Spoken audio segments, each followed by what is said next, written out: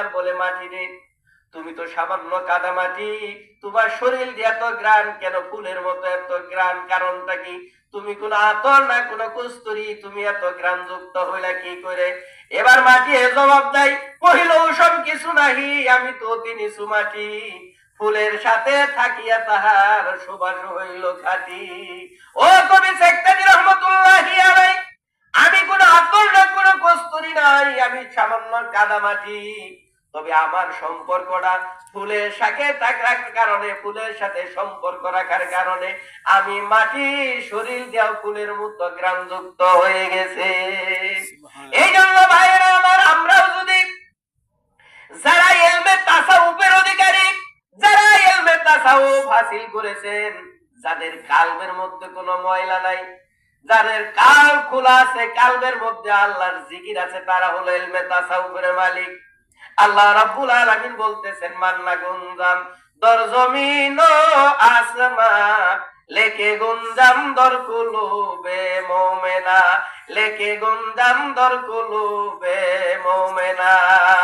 আল্লাহ রাব্বুল আলামিন বলেন, বান্দা আমি আল্লাহ আসমানে থাকি না, জমিনেও থাকি না, আসমানেও থাকতে পারি না, জমিনেও আমি আল্লাহ থাকি না, লেকে গুনজাম দর কুলুবে মুমিনা, আমি আল্লাহ থাকি, বসার একটু জায়গা পাই, আর সেই জায়গা হলো মুমিন বান্দার কলব। এই জন্য ভাইয়েরা আমার, যত আমল আপনি করেন, যত নামাজ পড়েন, যত রোজা রাখেন, কোন কিছুতে লাভ হবে না যদি আপনার কালবের মধ্যে এক আল্লাহ ঠিক না থাকে। এক শূন্যের কোন মূল্য নাই, বাম পাশে দিয়ে এক দিলে 10 হয়, 2 শূন্যের কোন মূল্য নাই, বাম পাশে দিয়ে এক দিলে 100 হয়, 3 শূন্যের কোন মূল্য নাই, বাম পাশে দিয়ে এক দিলে 1000 হয়। বাজান, কোন ইবাদত, কোন বন্দেগীর কোন মূল্য নাই যতক্ষণ পর্যন্ত আপনার বাম কলবে এক আল্লাহ ঠিক না থাকবে। এই জন্য ভাইয়েরা আমার, আপনার কাল, এই কালবের মধ্যে কুলুবিল মুমিনিনা আরশুল্লাহ, মুমিন বান্দার কাল হলো, কিতাবের মধ্যে লেখে মুমিন বান্দার কাল হলো আল্লাহর আরশ। মুমিন বান্দার কাল কি? আল্লাহর আরশ। এই কালবের মধ্যে আল্লাহ থাকেন। আল্লাহ বলে, আমি আসমানেও থাকি না, আমি জমিনের মধ্যেও থাকি না। আল্লাহ বলেন, বান্দারে আমি তোমার কালবের মধ্যে থাকি।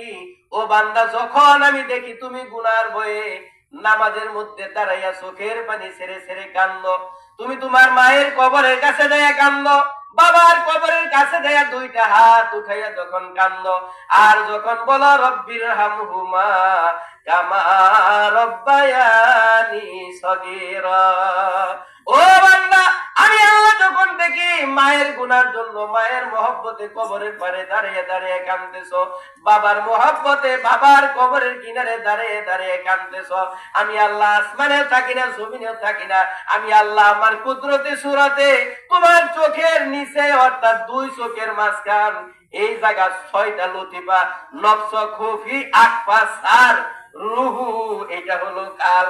এই 6 লতিফা আল্লাহ বলেন, তোমার এই আকফা, 2 চোখের মাঝখান, নাকের এই যে কপালের নিচে এই জায়গায় গর্ত, আল্লাহ বলেন আমি আল্লাহ এই জায়গার মধ্যে হাজির হয়ে যায়, আর আমি আল্লাহ আমার কুদরতি হাত দিয়ে তোমার চোখের পানিগুলো মুছতে থাকি, আর বলি, বান্দা কান্দিস না, যা তোর জিন্দেগীর গুনাহ মাফ কইরা দিলাম। আমার বাবার জন্য কাঁদতেছেন, মায়ের জন্য মায়ের কবরের কিনারে দাঁড়িয়ে দাঁড়িয়ে কান্দেন, বাবার জন্য কান্দেন। আল্লাহ বলে, বান্দারে তুই কান্দিস না, আমি আল্লাহ তোর বাবার কবরের জিন্দেগীর আযাব মাফ কইরা দিলাম। ভাইরা আমার, এই জন্য কুলুবিল মুমিনিনা আরশুল্লাহ, মুমিন বান্দার কাল হলো আল্লাহর আরশ। আল্লাহ এখানে থাকেন। আপনি যখন নামাজের মধ্যে দাঁড়াইবেন, লা সালাতা ইল্লা বিহুজুরিল কালব, হুজুরি কাল ব্যতীত নামাজ হবে না। কথা বুঝেন? খারাপ লাগে না? হুজুরি কাল ব্যতীত নামাজ হবে না। হুজুরি কালবে শুধু নামাজ নয়, নামাজ সর্ব জায়গায়। 5 ওয়াক্ত নামাজ মসজিদে পড়লেন, আমার মসজিদে কম না, এই যে আরিফ, ওই আমার ছাত্র আমার কাছে পড়ছে, আরিফের বোনও আমার ছাত্র মুন্নি আমার কাছে পড়ছে। এরা জানে আমার মসজিদ 3 তালা, নিচতলা, 2 তালা, 3 তালা, 4 তালার ছাদেও লোক যায়, এত বড় মসজিদ। যেখানে এক ভাই বসা ছিল আমার পাশের রুমে থাকতো, উনি যেখানে বসে আছে, ওই যে মেয়ে নিয়ে বাচ্চা নিয়ে উঠে গেছে গা। এত বড় মসজিদ, তাইলে এই নামাজ রোজা যাই আপনি করি, নামাজ কি খালি 5 ওয়াক্ত নামাজ পড়লাম এটাই নামাজ? এটাই নামাজ না। আপনি যে বাজার সদাই করতেছেন এটাও নামাজ, সেটা যদি নবীর তরিকায় হয়। আপনি যে কামাই রোজগার করতেছেন, ধান কাটতেছেন, এটাও নামাজ যদি নামাজ, সেটা রসুল, সেই কাজ যদি নবীর তরিকা অনুসারে হয়। আপনি যে ঘুমাইতেছেন এটাও নামাজ হবে যদি সেটা আল্লাহ এবং আল্লাহ রসুলের তরিকা অনুসারে ঘুমান। আপনি যে খাবার খান এটাও নামাজ যদি এই খাবার খাওয়াটা আল্লাহ এবং আল্লাহ রসুলের তরিকা অনুসারে খান। কুত্তায় কি খায় না? খায়। ঘোড়ায় খায় না? গাধায় খায় না? উত্তরের খায় না? খায়। তাইলে আমরা কি সর্বশ্রেষ্ঠ জাতি মানুষ না? আমরাও খাই, গাধায়ও খায়, ঘোড়ায়ও খায়, তারপরে কুকুরেও খায়, শুয়োরেও খায়। তাইলে এই শুয়োরের খাওয়া আর আমি সর্বশ্রেষ্ঠ জাতি মানুষ, আমার খাওয়া, দুইটার মধ্যে পার্থক্য হতে পারে না? অবশ্যই। তাইলে আপনি যে খাইলেন, যদি হলে জিজ্ঞেস করি খানা খাওয়ার আগে আজকে এই বিকালে যে খাইছেন কয়জনে খাবারের দোয়াটা কইছেন? মনে হয় 2-1 জন বাইরে হতে পারেন। তাইলে গাদায়ও খাইলেন, আপনিও খাইলেন, নিয়ামত তো আল্লাহরই। তাইলে গাদায়ও দোয়া কালাম করে খাই নাই, আপনিও খান নাই। তাইলে গাদার মধ্যে আর আপনার মধ্যে পার্থক্য আছে? নাই। গাদায়ও পানি পান করে, আপনিও পানি পান করলেন। তাইলে গাদায় যেরকম ঢক ঢক করে এক চুমুকে পানি খেয়ে হালায়, আপনিও একেবারে উঠের মতো ঢক ঢক করে পানি খেয়ে হালাইলেন। কিন্তু পানি খাওয়াটা যদি নবীর তরিকা অনুসারে হতো, তাইলে পানি খাওয়াটাও আপনার নামাজে পরিণত হয়ে যেত। পানি খাওয়াটাও নামাজে পরিণত হয়ে যেত, সওয়াব হতো আপনার। কিন্তু গাদায়ও পানি খাইলো, দাঁড়িয়ে দাঁড়িয়ে আপনার ভাই হাতে ধরে দাঁড়িয়ে ঢক ঢক করে পানি খেয়ে হালাইলেন। তাইলে এটা নবীর তরিকা অনুসারে হইলো? হলো না। এখন এই চা খাইলেন দোকানে বসে, চাটা যদি আপনি খাওয়ার আগে বিসমিল্লাহির রহমানির রহিম বলে যদি খাইতেন, তাইলে পান করতেন, তাইলে এটাও আপনার একটা আমল হতো, সওয়াব হতো।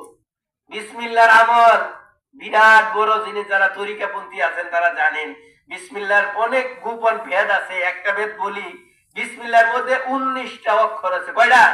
19টা অক্ষর। আর এই জাহান্নামের ফেরেশতা থাকবে কয়জন? 19 জন।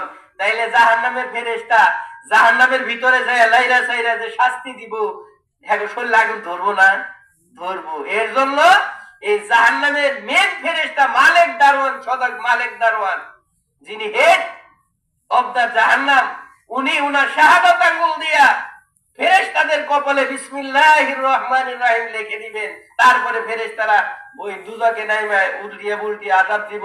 জাহান্নামের আগুন ফেরেশতাদের গায়ে স্পর্শ হবে না, কপালে বিসমিল্লাহ লেখা থাকার কারণে।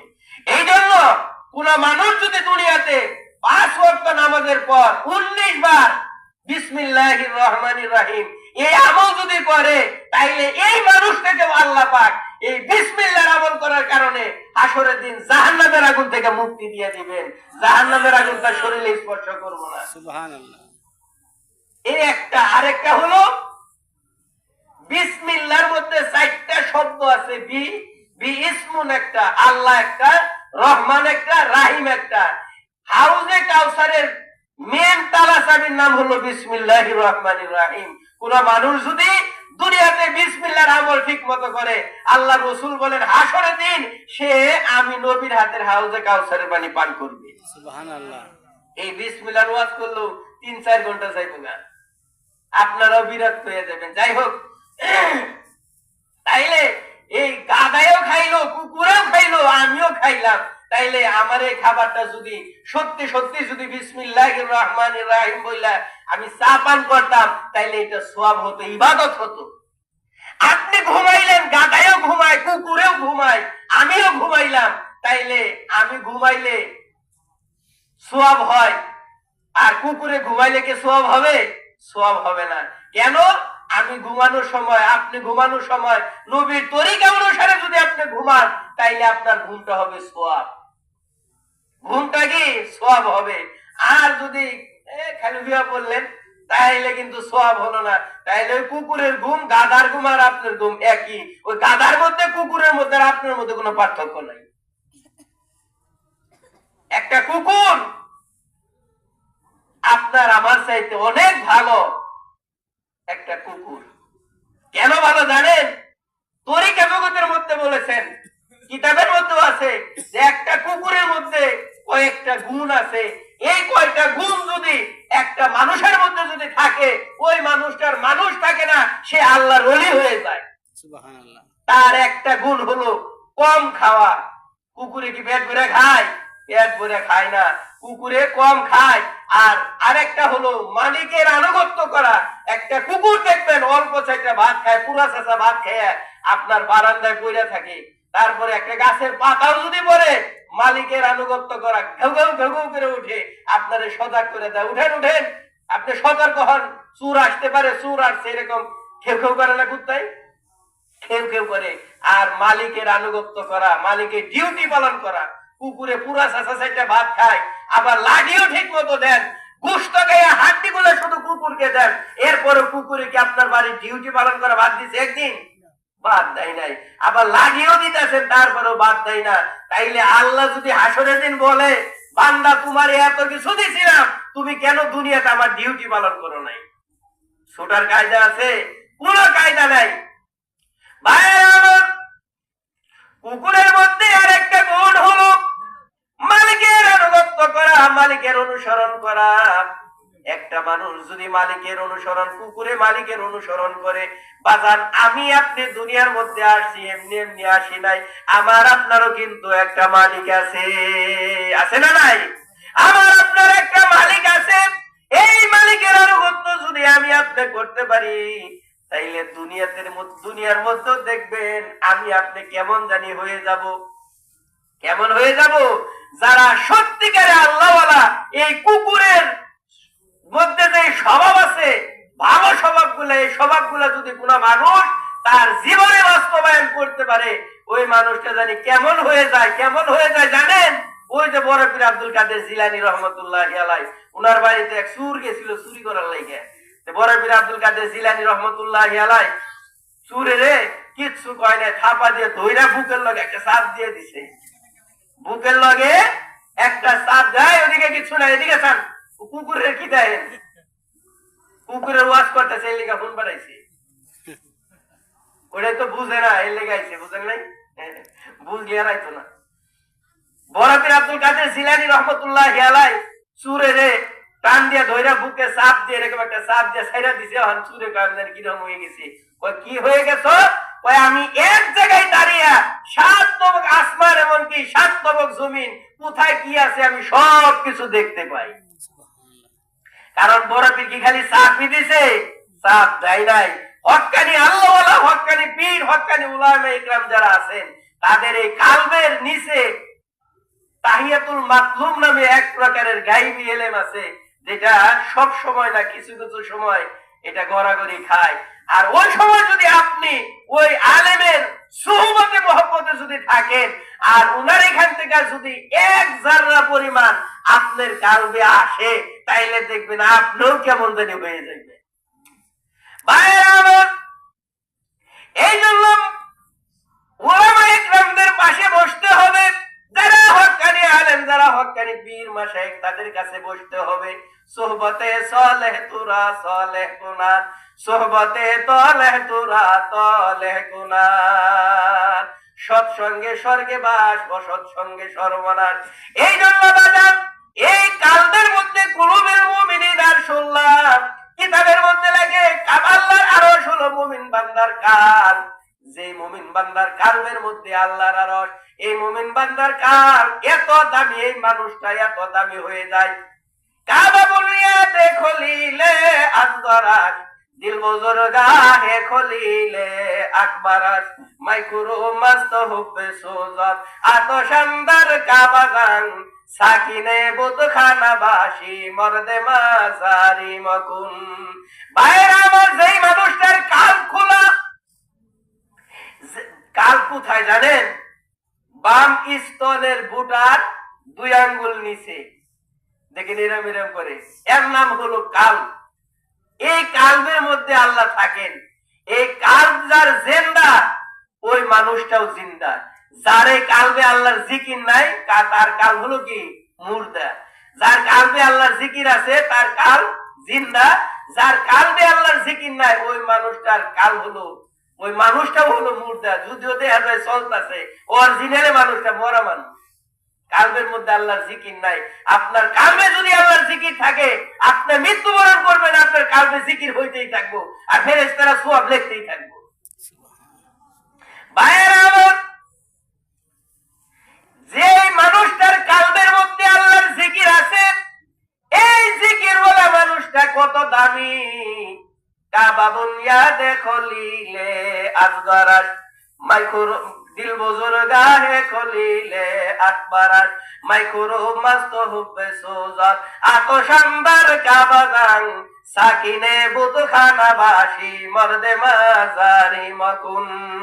ভাইরা আমার, যার কালবের মধ্যে আল্লাহর জিকির আছে, এই মানুষটা কত দামি, এই মানুষটার দাম কত। বাজার একটা উদাহরণ দিলে আপনি বুঝবেন। দুনিয়ার মধ্যে যত মসজিদ আছে, দুনিয়া একটা ইট বাটার মধ্যে যত ইট, লক্ষ লক্ষ কোটি কোটি ইট তৈরি হয়, সব ইট কিন্তু মসজিদের মধ্যে লাগে না। কিছু ইট আছে বাথরুমের ট্যাঙ্কির মধ্যেও লাগে, ঠিক কিনা? বাথরুমের ট্যাঙ্কিতেও লাগে। আবার কিছু ইট মসজিদের মধ্যে লাগে, কিছু রাস্তার মধ্যে লাগে, কিছু ঘরের ফ্লোরের মধ্যে পিরার মধ্যে লাগায়। এখন আপনারা জ্ঞানী মানুষ বুঝেন যে ইটটা বাড়িতে লাগছে, ঘরের মধ্যে লাগাইছে, এই ইটের দাম বেশি নাকি মসজিদের ইটের দাম বেশি? কোনটা দাম বেশি? মসজিদের।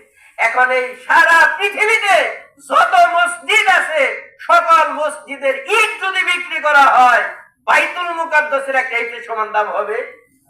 জেরুজালেমে বাইতুল মুকাদ্দাস, যেই বাইতুল মুকাদ্দাসে 1,24,000 পয়গম্বর এক জামাতে নামাজ আদায় করেছেন, ইমামতি করেছেন মুহাম্মদুর রাসূলুল্লাহ। মেরাজের রাতে করে নাই? করছে। তাইলে সারা পৃথিবীর মসজিদের ইট যদি বিক্রি করা হয়, বাইতুল মুকাদ্দাসের একটা ইটের সমপরিমাণ দাম হবে না। আর এই বাইতুল মুকাদ্দাসকে যদি কয়েক হাজার বার বিক্রি করা হয়, খানায় কাবার একটা ইটের দাম হবে? ইটের দাম হবে না। যে খানায় কাবাকে সকল নবীরা তোয়াফ করছে, এখনো লক্ষ লক্ষ মানুষ রাত দিন 24 ঘন্টা তারা তোয়াফ করে। ভাইরা আমার, কবি বলতেছেন এই খানায় কাবার চাইতে এই খানায় কাবাকে যদি কয়েকশো বার বিক্রি করা হয়, তাইলে যে মানুষটার কালবের মধ্যে আল্লাহর জিকির আছে, যে মানুষটা ইলমে তাসাউফের মালিক, এই মানুষটা সম পরিমাণ দাম হবে না। যার কালবের মধ্যে আল্লাহর জিকির আছে, রাত দিন 24 ঘন্টা আপনি ঘুমিয়ে যান, আর আপনার কালবের মধ্যে আল্লাহ আল্লাহ নামের জিকির জারি আছে, আপনার এই মানুষটার কাল খানায় কাবার চাইতো দামি। অর্থাৎ এই মানুষটা খানায় কাবার চাইতো দামি। কিভাবে দামি হলো? কাবা বুনিয়াদে খলিলে আসগরাস দিল বুজুর্গা হে খলিলে আকবরাস। কবি শেখ সাদী রহমাতুল্লাহি আলাইহি বলতেছেন, ফারসি কবি, কাবা বুনিয়াদে খলিলে আসগরাস, খানায় কাবার মিস্ত্রি হলো হযরত ইব্রাহিম আলাইহিস সালাতু ওয়াস সালাম, দিল বুজুর্গা হে খলিলে আকবরাস। আর মুমিন বান্দার কালবের মিস্ত্রি হলেন স্বয়ং আল্লাহ। ইব্রাহিম আলাইহিস সালাম আর ইসমাইল আলাইহিস সালাতু ওয়াস সালাম এই খানায় কাবার মিস্ত্রির বাপ বেটা দুইজনে খানায় কাবা বানাইছেন। দিল বুজুর্গা হে খলিলে আকবরাস। মুমিন বান্দার কালবের মিস্ত্রি হয়েছেন স্বয়ং আল্লাহ। মাইকুরু মাস্তু হুব্বে সুজাত আতো শানদার কাবা গান সাকিনে বুতখানা বাসি মর্দে মাজারি মকুন।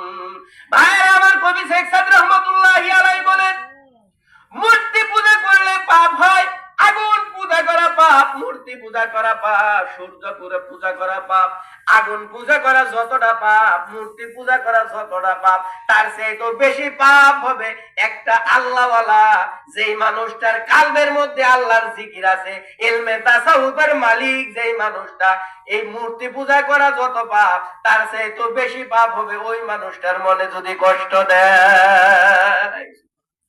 যে ব্যক্তি ইলমে তাসাউফের অধিকারী হয়েছেন, তাকে যদি কষ্ট দেয়, মূর্তি পূজা করলে যতটা পাপ হবে, তার চাইতেও বেশি পাপ হবে একটা মানুষ যার কালবের মধ্যে আল্লাহর নামের জিকির জারি আছে, তার যদি কেউ কষ্ট দেয়, ভাই আমার, মানুষের মুখ, আল্লাহর হাবিব সাল্লাল্লাহু আলাইহি ওয়াসাল্লাম বলেন, এই জবান দিয়া কষ্ট দেওয়া, এই কষ্ট বড় বড় কষ্ট। আপনি যদি একটা মানুষকে লাঠি দিয়ে একটা আঘাত করেন, চাকু দিয়ে যদি পুঁজ দেন, তাহলে ওষুধ খেলে ভালো হয়ে যাবে। লাঠি দিয়ে আঘাত করলে, শিলি দিলে ওষুধ খেলে ভালো হয়ে যাবে। কিন্তু একটা মানুষকে যদি মুখ দিয়ে কষ্ট দেন, একটা কথা দিয়ে যদি আঘাত দেন, জবান দিয়ে যদি কষ্ট দেন, এই কষ্ট মৃত্যুর আগেও আর ভালো হবে না। কথা দিয়ে আঘাত দিলে ভালো হয়? ভালো হবে না। এই জন্য বাজান দিয়ে আমার, সৎ সঙ্গে স্বর্গে বাস, অসৎ সঙ্গে সর্বনাশ। এই জন্য সকাল সন্ধ্যা আল্লাহর জিকির করবেন, আর রসুলের তরিকা অনুসারে সকল কিছু করবেন, রসুলকে ভালোবাসবেন। যদি রসুলের প্রেম আপনার অন্তরে যদি না থাকে, রসুলের ভালোবাসা যদি আপনার অন্তরে না থাকে, রসুলের মোহাব্বত যদি অন্তরে না থাকে, ইশকে মাহবুবে খুদা জিস দিল মে হাসিল নাহি, लाखों मोमिन हो मगर ईमान में कामिल नहीं। ला इलाहा इल्लल्लाह, ला इलाहा इल्लल्लाह, ला इलाहा इल्लल्लाह, ला इलाहा इल्लल्लाह, ला इलाहा इल्लल्लाह, ला इलाहा इल्लल्लाह, ला इलाहा इल्लल्लाह, ला इलाहा इल्लल्लाह। अल्लाह पाकेर की खेला, बाजे डंका करबला, অগ্নিকুণ্ডে বসে আছেন ইব্রাহিম খলিলুল্লাহ, লা ইলাহা ইল্লাল্লাহ, লা ইলাহা ইল্লাল্লাহ, লা ইলাহা ইল্লাল্লাহ মুহাম্মাদুর রাসূলুল্লাহ। বন্দেগী আপনি করেন না কেন, নবীর মোহাব্বত, নবীর প্রেম, নবীর ইশক যদি আপনার মধ্যে না থাকে, ওই নবীর ইশক না থাকার কারণে, নবীর ভালোবাসা, নবীর প্রেম না থাকার কারণে আপনার কোন আমল আল্লাহর দরবারে গ্রহণযোগ্য হবে না।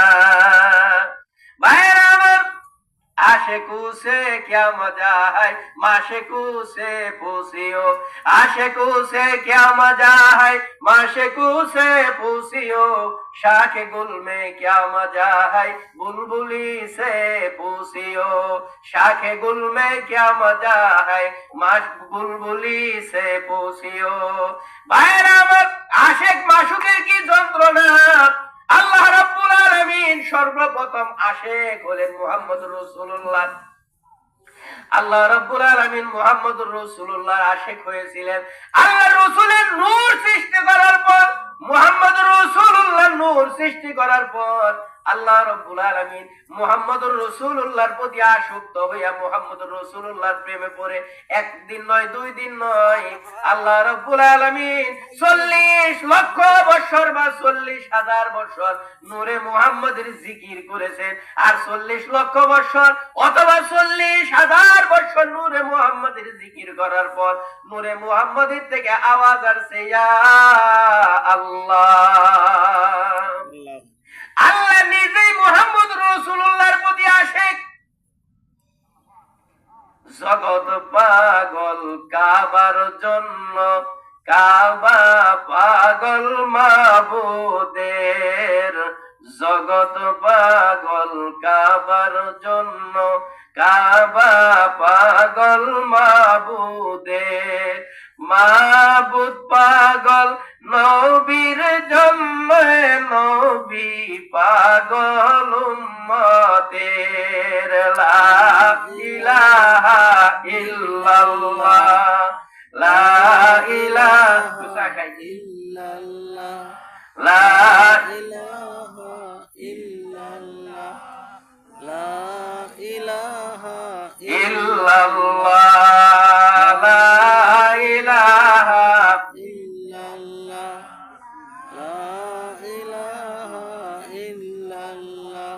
ফেরাউন কয় আসিয়া রে, আল্লাহর নামটি ভুলে যা রে।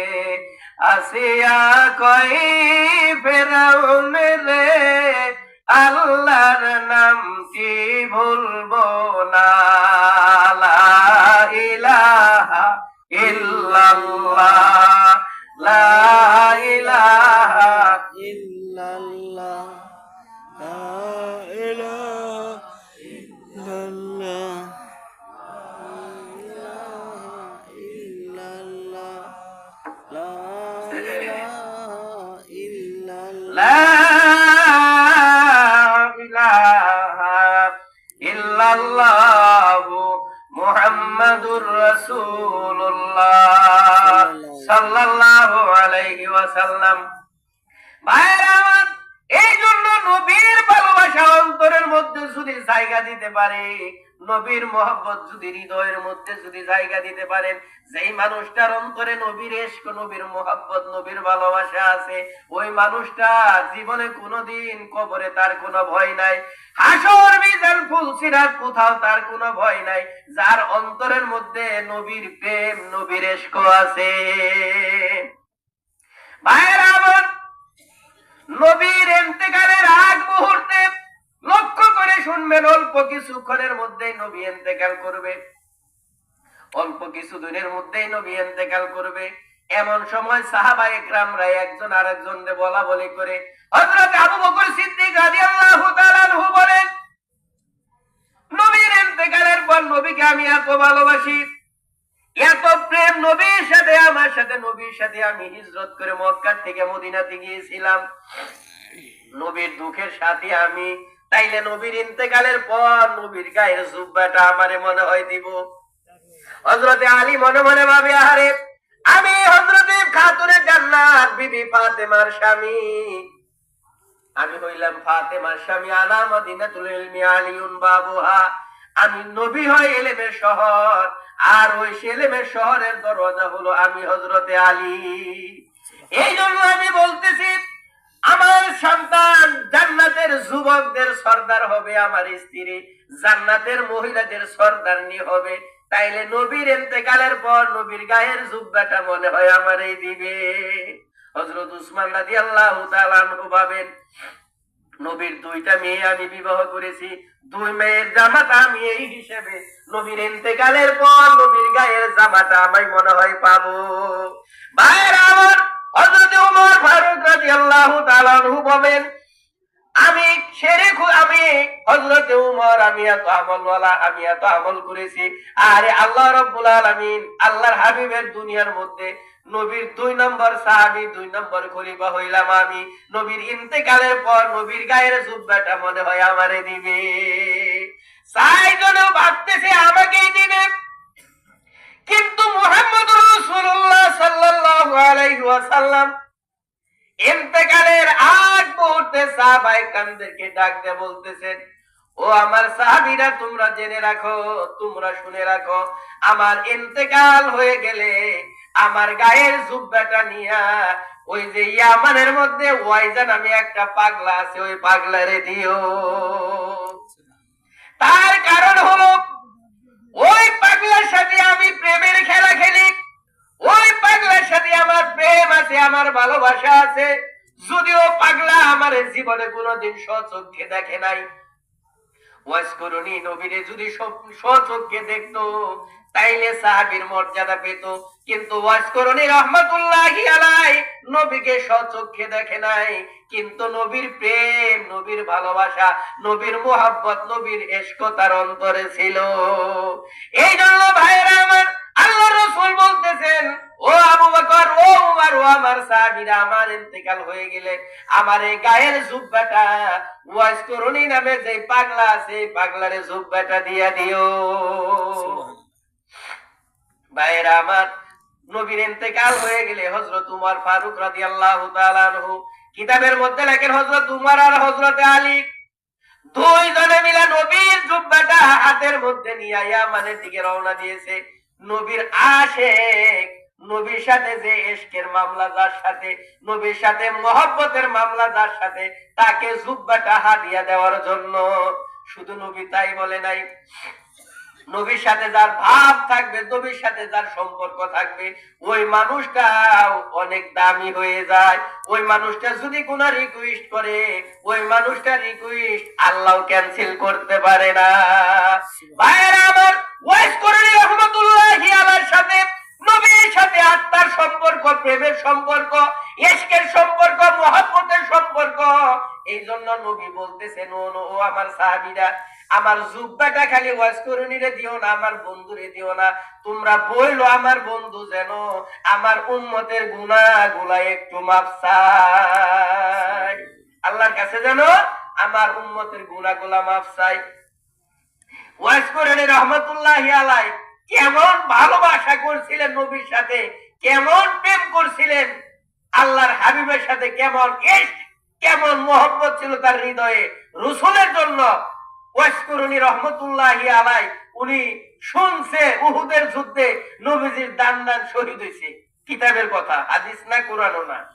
শুনছে নবীজির দান শহীদ হয়েছে, শোনা মাত্র উনি পুঁতে পাথর দিয়া দুইটা দাঁত গুতিয়ে ফেলে দিছে, আর বলছে আমার নবীর মুখে দাঁত নাই, আমার মুখে দাঁত থাকবে, এটা হয় না। কত ভালোবাসে নবীরে, কেমন প্রেম। দুইটা দাঁত ফালিয়ে দিছে, ফালানোর পর আবার চিন্তা করে নবীর কোন দুইটা দাঁত ভাঙছে আর আমি কোন দুইটা ফালাইলাম, এই চিন্তা করে কিতাবের মধ্যে লেখেন ওয়াজ করুনি তার মুখের যতগুলো দাঁত ছিল সব গুতাইয়া ভেঙে ফেলাইছে। আর ওয়াজ করুনি নবীরে যে দেখে নাই, মাইরে গাঠির মধ্যে লইয়া কতবার ভোর দিছে, গাঠির মধ্যে লইয়া বা মাকে থুইয়া তারপর ওয়াজ করুনি নবীর সাথে সাক্ষাৎ করার জন্য গেছে। ওই রাস্তায় গেলে মনে হয়েছে, হায়রে যদি মা এক সময় খিদা লেগা থাকে, আমি কাছে থাকলে তো দিতে পারতাম, কাছে না থাকলে তো দিতে পারলাম না, আবার দৌড় পেরে মায়ের বুকেলে চলে গেছি। এখানে এই যে ওয়াজে যদি যাই, অনেকে উঠে যাইবেন গা বেজুত লাগবো, বুঝেন নাই? এরকম ভাবে কয়েকবার যাওয়া আসা করার পর শেষমেশ আল্লাহ রাসূলের কাছে চিঠি লিখছে, ইয়া রাসূলুল্লাহ, আমি আপনাকে দিল থেকে ভালোবাসি, মহব্বত করি। আল্লাহ, ইয়া রাসূলুল্লাহ, আপনার সাথে আমার দেখা করার খুব ইচ্ছে, কিন্তু আমার ঘরে দোলনার মধ্যে আমার বৃদ্ধা মা আছে, এই আমি যদি আপনার কাছে আপনার সাথে দেখা করতে আসি, তাইলে আমার মায়ের সেবা যত্ন কে করবে? ইয়া রাসূলুল্লাহ, আপনি ফায়সালা জানেন, আর আমি কি করব? আপনার সান্নিধ্য লাভের জন্য আসবো, না আমি আমার মায়ের সেবা যত্ন করব? আল্লাহ রাসূল উত্তর দিয়েছেন, এই ওয়াজ করুনি, তুমি আমার আশিক, আমিও তোমার আশিক, তুমি আমার প্রেমিক, আমিও তোমার প্রেমিক, এখানে দুইজনের প্রেমিক, কাজে তোমার আসার দরকার নাই, তুমি তোমার মায়ের সেবা যত্ন করো, তাইলে আমি রাসূলও তুমি পেয়ে যাইবা। তুমি তোমার মায়ের সেবা যত্ন করো। দুনিয়াতে আল্লাহর পরে অর্থাৎ দ্বিতীয় খোদা হচ্ছে আপনার মা বাবা। আল্লাহর পরের স্থান কার? মা বাবার। ভাইয়েরা আমার, ওয়াজ করুনি রহমতুল্লাহি আলাইহি আল্লাহ রাসূল বলতেছেন, ও সাহাবীরা, ওয়াজ করুনির কাছে নিয়া আমার এই জুব্বাটা নিয়ে দিবা, ওয়াজ করুনিরে বলবা, ওয়াজ করুনি যেন আমার উম্মতের জন্য একটু দোয়া করে, আমার বন্ধুরে, আমার প্রিয়তমা রাসূল, আমার প্রিয়তমা বন্ধুকে বলবা আমার উম্মতের জন্য যেন একটু দোয়া করে। ভাইয়েরা আমার, হযরত উমর রাদিয়াল্লাহু তাআলা আনহু, হযরত আলী কারামাল্লাহু ওয়াজহু ইয়ামানের মধ্যে কত মানুষের কাছে জিজ্ঞেস করে, ওয়াই জানাবে পাগলা আছে কোন জায়গায়? কই ওয়াজ করুনি নামে অনেক পাগলা আছে, কই এই জায়গার মধ্যে একটা পাগল আছে, তোমরা যাইয়া দেখতে পারো কোথা থেকে আসছো? কই আমরা মদিনার থেকে আসছি। ওয়াজ করুনি কেমন ভালোবাসতেন। ভাইয়েরা আমার, নবীর জুব্বাটা নিয়ে ওয়াজ করুনি রহমতুল্লাহি আলাইহির কাছে যা বলতেছেন, আপনি কি ওয়াজ করুনি? কয় হ্যাঁ। কয় তুমি কে? কয় আমরা নবীর সাহাবী। কয় তোমরা কি নবীর স্বচক্ষে দেখছো? কয় জি দেখছি। কয় আমার মনে হয় না তোমরা নবীকে স্বচক্ষে দেখেছো। কয় কেন মনে হবে না? এই যে নবী আপনার জন্য জুব্বা হাদিয়া পাঠিয়ে দিছে, আমরা নাইলে কি কইরা আল্লাহ। হযরত ওয়াইস করুনি রহমতুল্লাহি আলাইহি বলেন, ও নবীর সাহাবী, তোমরা কি রাসূলের স্বচক্ষে দেখেছো? বলে হ্যাঁ। কয় তোমরা কি নবীরে ভালোবাসতা? কয় হ্যাঁ ভালোবাসি, এখনো বাসি, আগেও বাসি, আমরা নবীকে ভালোবাসি। কয় নবীর প্রেম কি তোমাদের অন্তরে আছে? কয় অবশ্যই আছে, আগেও ছিল এখনো আছে। কয় আমার মনে হয় না নবীর প্রেম তোমাদের অন্তরে আছে, নবীর আশিক নবীর ইশক তোমাদের মধ্যে আছে। কয় কেন মনে হয় না? কয় তোমাদের মুখের মধ্যে এখনো দাঁত রয়ে গেছে। হযরতে ওয়াইস করুনি রহমাতুল্লাহি আলাইহি বলেন, নবীর দান্দার শহীদ হয়েছে উহুদের ময়দানে, আমি শুধু শুনছি, শোনা মাত্র আমার মুখের মধ্যে একটা দাঁত রাখি নাই, সব দাঁত আমি ফেলাই দিছি। আর তোমরা নবীর সচক্ষে দেখছো, নবীর সাথে তোমাদের ভাব আছে, নবীর সাথে তোমাদের প্রেম আছে, সম্পর্ক আছে, কিন্তু তোমাদের মুখে কেন অশোষা দাঁত দেখা যায়? এই জন্য ভাইয়েরা আমার, হযরত ওয়াইস করুনি রাহমাতুল্লাহি আলাইহি নবীকে এমন ভালোবাসতেন, নবীর প্রেমের পাগল ছিলেন। নবী ওয়াইস করুনির প্রেমের পাগল। নবী ওয়াইস করুনির জন্য নিজের গায়ের জামাটা পাঠিয়ে দিয়েছে। আর ওয়াইস করুনি রাহমাতুল্লাহি আলাইহি জামাটা রাইখা বলে আর কি বলছে? কয় নবীজি বলছেন আল্লাহর রাসূলের উম্মতের গুনাহগুলো মাফ চাওয়ার জন্য বলছেন। ওয়াজ করেন কয় আলী আর উমর তোমরা এখানে থাকো, আমি একটু আমার মাওলার সাথে কথা বলে আসি। যার অন্তরে নবীর ইশক আছে, নবীর প্রেম আছে, সে কি সাধারণ মানুষ? সে আরেক পর্যায়ের লোক। আর আরেক পর্যায়ের মানুষ, সে এই দুনিয়ার মানুষ না। তার হাত আল্লাহর হাত, তার চোখ আল্লাহর চোখ, তার মুখ আল্লাহর মুখ। যেমন হয়েছিল হযরত মনসুর হাল্লাজ রহমাতুল্লাহি আলাইহি। মনসুর হাল্লাজের হাত আল্লাহর হাত হয়ে গেছিল গা। আল্লাহর প্রেম সাগরের হাবুডুবু খাইতে খাইতে, লা ইলাহা ইল্লাল্লাহ জিকির করতে করতে, লা ইলাহা ইল্লাল্লাহ, লা ইলাহা ইল্লাল্লাহ। ভাইরা আমার, আল্লাহ আল্লাহর নামের শব্দ দিয়া নিজের কলবের মধ্যে যখন জপ দিত হযরত মনসুর হাল্লাজ রহমাতুল্লাহি আলাইহি, কিন্তু জিকির করতে করতে এমন পর্যায়ে পৌঁছিয়ে গিয়েছিলেন মনসুর হাল্লাজ, এমন পর্যায়ে আরে পর্যায়ে পৌঁছিয়া যাইয়া শুধু মুখ দিয়া আল্লাহ আল্লাহ শব্দটা ভুলে যাইয়া, উনার মুখ দিয়া আল্লাহ নিজে উনার উপরে ইশকের মামলা, অর্থাৎ উনি আল্লাহর আশিক, আল্লাহ উনার আশিক, দুইজনে আসক্ত হইয়া একে একে মিলে গেলে হয় শূন্য। দুইজনে একজন আর একজনের প্রতি আসক্ত হইয়া এমন ভাবে আল্লাহর জিকির করতেছে, দুইজনে আল্লাহর প্রেম সাগরের মধ্যে ভাবুডুবু খাইতেছেন। এটা হলো আরে পর্যায়ের লোক, যারা ফানা পিল্লার স্তরে পৌঁছে গেছে। ফানা পিল্লার স্তরে যখন একটা মানুষ পৌঁছায়, ওই মানুষটা আর মানুষ থাকে না। ওই মানুষের হাত আল্লাহর হাত, ওই মানুষের মুখ আল্লাহর মুখ। যেমন মনসুর হাল্লাজ পৌঁছাইছিল, যার কারণে মনসুর হাল্লাজ বলছে আনাল হক। আনাল হক শব্দটা থেকে জানেন, আমি খোদা। মনসুর হাল্লাজকে বলছিল এটা। ওই যে আরেক পর্যায়ে পৌঁছাইছে, ফাঁকা ফিল্লার স্তরে পৌঁছানোর কারণে আল্লাহই মনসুর হাল্লাজের মুখ দিয়ে বলছিলেন আনাল হক। তখন ওই সময় মনসুর হাল্লাজের হাত আল্লাহর হাত, মনসুর হাল্লাজের মুখ আল্লাহর মুখ, মনসুর হাল্লাজের পা আল্লাহর পা, মনসুর হাল্লাজের চোখ আল্লাহর চোখ, সব একাকার হয়ে গেছেন। যার কারণে আল্লাহই বলছেন মুখ দিয়ে আনাল হক, মনসুর হাল্লাজ বলে নাই। শরীয়তের বিচার হলো কাজী সাহেবের কোর্টে হাজির করা হয়েছে। কাজী সাহেব বিচার করে শরীয়তের বিচার, তার শরীরের চামড়া টাইনা খুলো, শরীরের চামড়া টাইনা খুলো। মনসুর হাল্লাজ রহমাতুল্লাহি আলাইহি বলে কাজী সাহেব আমার চামড়া খুইলা দিলে কি হবে শরীয়তের বিচার? কয় হ্যাঁ হবে। টান দিয়া নিজের শরীরের চামড়া খুইলা ঢিলা দিয়া কয় এই যে আপনার শরীয়ত নিয়ে যান, এই যে আপনি শরীয়তের চামড়া নিয়ে যান। এবার কাজী সাহেব আবার ফয়সালা দিল, শরীরের চামড়া টান দিলে যদি শরীরের চামড়া খুলে যায়, তাইলে মানুষটার অন্তরটা কেমন, মানুষটা কোন স্তরের মানুষ, কোন জগতের মানুষ, যে নাকি শরীরের চামড়া টান দিলে খুলে যায়। মনসুর হাল্লাজ কয় এই যে শরীয়তের চামড়া নিয়ে যান, বিচার করেন। এবার হাকিম সাহেব কাজী সাহেব ফয়সালা দিল, শুধু চামড়া খুললেই হবে না, তাকে মৃত্যুদণ্ড দেওয়া হবে শুলিতে চড়াইয়া। মনসুর হাল্লাজ কয় শুলিতে চড়াইবেন, চড়ান। শুলির মধ্যে মনসুর হাল্লাজকে চড়াইছে। এবার মনসুর হাল্লাজের মুখে কয় আনাল হক, হাতে পায়ে কয় আনাল হক, এমনকি শুলিয়ে পর্যন্ত বলে আনাল হক। এই হলো ইলমে তাসাউফের মালিক। এবার শুনে দেওয়ার পর বাদশাহ বলতেছেন মৃত্যুদণ্ড দিয়ে শেষ না, তারা আগুনে পুরাইয়া ছাই বানাইবা। মনসুর হাল্লাজ কি আগুনের মধ্যে পুরা দিয়া যখন ছাই বানাইছে, এবার আগুনে ধাও ধাও করে মনসুর হাল্লাজের শরীরে আগুন জ্বলে, আর আগুনে সেটা শব্দ হয় আনাল হক। আগুনের থেকেও শব্দ হয় আনাল হক। এবার ছাই বানাইয়া ছাই যখন বাজলা নদীর মধ্যে ফালাইয়া দিছে, কিতাবের মধ্যে রাখেন নদীর বড় বড় পানি ঢেউ, উঁচা উঁচা ঢেউ হয়ে আসতেছে, ঢেউ আসতেছে, আর বলতেছেন আনাল হক বলে ঢেউ আসে। এবার পৃথিবী মনে হয় তলিয়ে যাবে।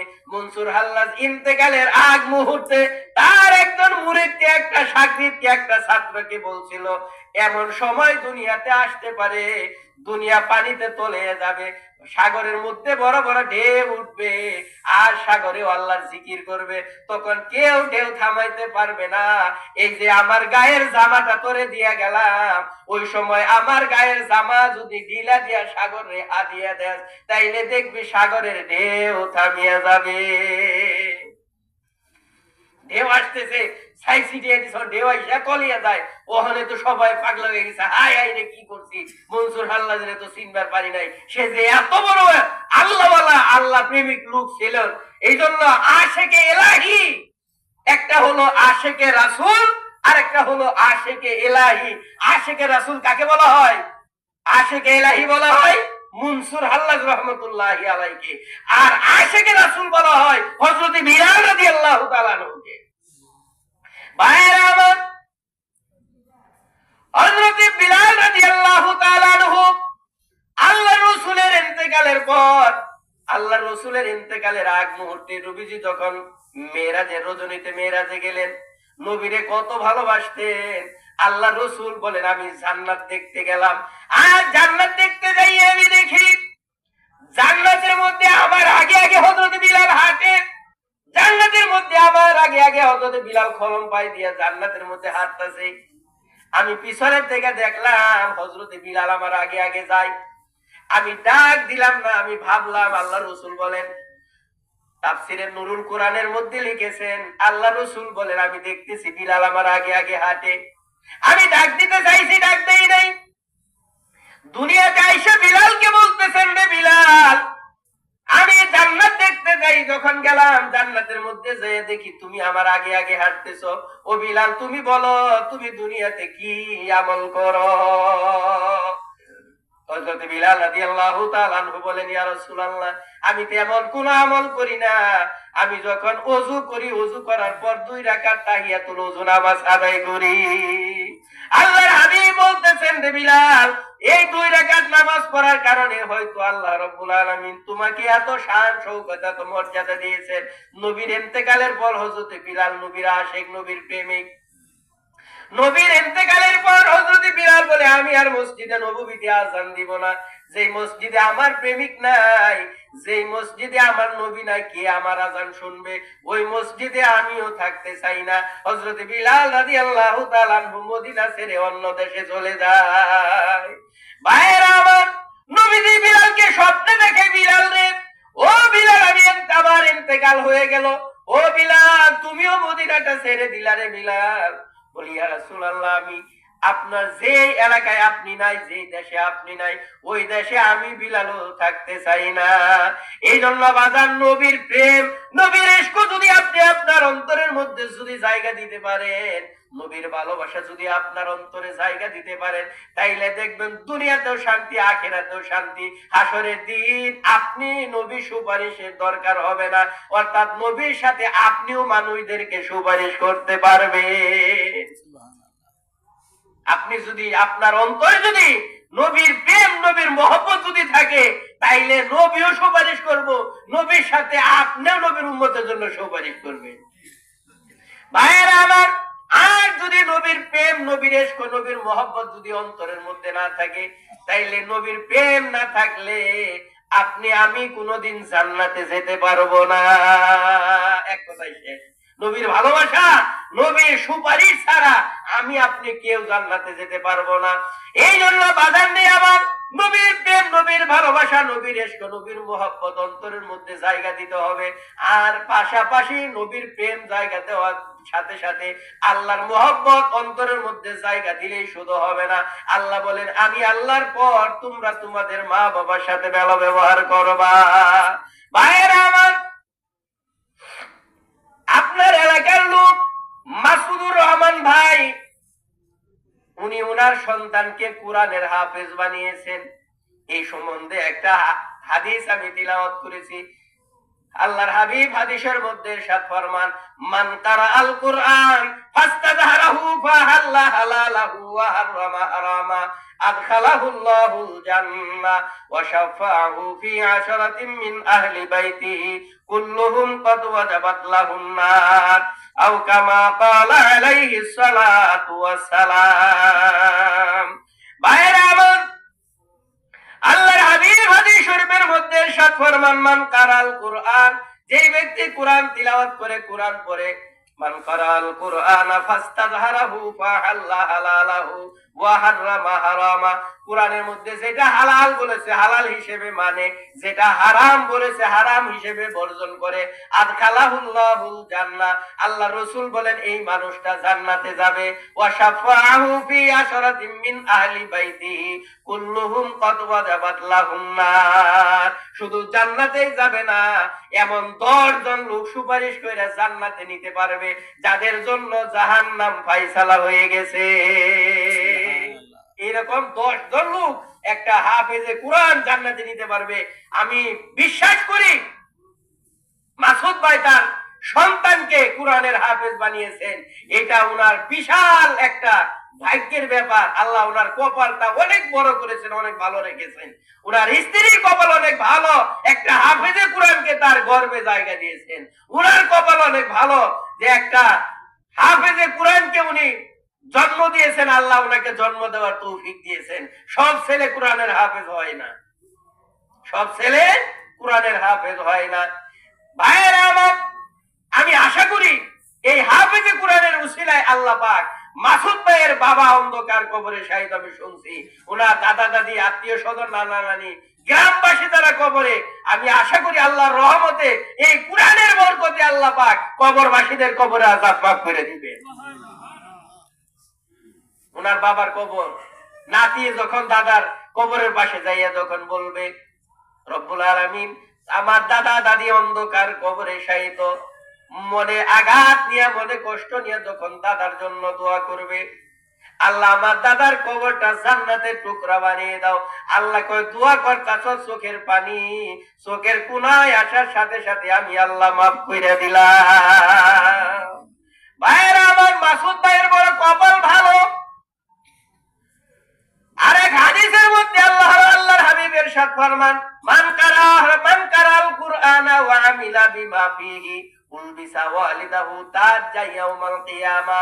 আল্লাহর হাবিব হাদিস শরীফের মধ্যে ইরশাদ ফরমান, মান কারাল কুরআন, যেই ব্যক্তি কোরআন তিলাওয়াত করে ওয়া আমিলা বিমা ফিহি উলবিসা ওয়ালিদাহু, যে কোরআন শিক্ষা দেয় তার ছেলে মেয়েদেরকে, উলবিসা ওয়ালিদাহু তাজ্জা ইয়াউমাল কিয়ামা, আল্লাহ রাব্বুল আলামিন তিলাওয়াতকারীর মাতা পিতার মাথার মধ্যে হাসরের দিন নূরের মুকুট পরাইয়া দিবেন। শুধু নূরের মুকুট পরাবেন না, তাজ্জা ইয়াউমাল কিয়ামা যাওহু কাযাওয়িশ শাম, ওই নূরের মুকুটের রোশনাই আলো এত আলো হবে, রোশনাই এত রোশনাই হবে, যাওহু কাযাওয়িশ শাম, আল্লাহ রাসূল বলেন সূর্যের আলোর চাইতেও ওই নূরের মুকুট বেশি আলোকিত হবে। ওই নূরের মুকুটের আলোর সামনে সূর্যের আলো হার মাইনা যাবে। ভাইয়েরা আমার, শুধু তাই নয়, আল্লাহর হাবিব হাদিস শরীফের মধ্যে ইরশাদ ফরমান, একটা হাফেজে কোরআন, একটা কোরআন তিলাওয়াতকারী বান্দা যখন জান্নাতে যাবে, আর আল্লাহ রাব্বুল আলামিনের কাছে বলবে, আল্লাহ আমার জান্নাত কোথায়, আমার জান্নাত কোনটা, কোন জায়গায় হবে আমার বাসস্থান। আল্লাহ রাব্বুল আলামিন বলতেছেন, ইকরা ওয়ারতাকি কামা কুনতা তুরাতিলু ফিদ দুনিয়া ফা ইন্না মানজিলাকা ইনদা আখিরি আয়াতিন তাকরাউহা আও কামা ক্বালা আলাইহিস সালাতু ওয়াস সালাম। আল্লাহ রাব্বুল আলামিন বলবেন, দুনিয়া হাবেশ সাহেবকে বলবে, ও হাবেশ সাহেব তুমি কোথায় থাকবা জানোনি? বলে কোথায়? ইকরা ওয়ারতাকি ওয়ারাতিল কামা কুনতা তুরাতিলু ফিদ দুনিয়া। ও হাবেশ সাহেব দুনিয়ার মধ্যে যেমন কণ্ঠ সুর দিয়া সহি শুদ্ধভাবে কোরআন তিলাওয়াত করছিলা, আজকে ওইভাবে কোরআন তিলাওয়াত করো। ইকরা ওয়ারতাকি ওয়ারাতিল কামা কুনতা তুরাতিলু ফিদ দুনিয়া ফা ইন্না মানজিলাকা ইনদা আখিরি আয়াতিন তাকরাউহা। ও হাবেশ সাহেব যেইখানে যাইয়া তোমার কোরআন তিলাওয়াত বন্ধ হয়ে যাবে, ওই জায়গায় হইছে তোমার বাসস্থান। তার মানে হলো কোরআনের মধ্যে ৬৬৬৬টা আয়াত। একটা হাফেজে কোরআন, একটা হাফেজ সাহেব, একটা কোরআন তিলাওয়াতকারী বান্দা, কোরআনের ৬৬৬৬টা আয়াত আছে। অর্থাৎ জান্নাতের মধ্যে আল্লাহ পাক ৬৬৬৬ তালায় একটা জান্নাত হাফেজে কোরআনকে দিবে। কোরআন তিলাওয়াতকারী বান্দাকে আল্লাহ রাব্বুল আলামিন দিয়ে দিবেন। এই জন্য ভাইয়েরা আমার, আমি গর্ব করে বলি, অহংকার করে বলি, মাসুদ ভাইয়ের কপাল কত ভালো। যে মাসুদ ভাইয়ের সন্তান, তার সিনার মধ্যে আল্লাহর কোরআন জায়গা দিয়েছে, আল্লাহর কালাম জায়গা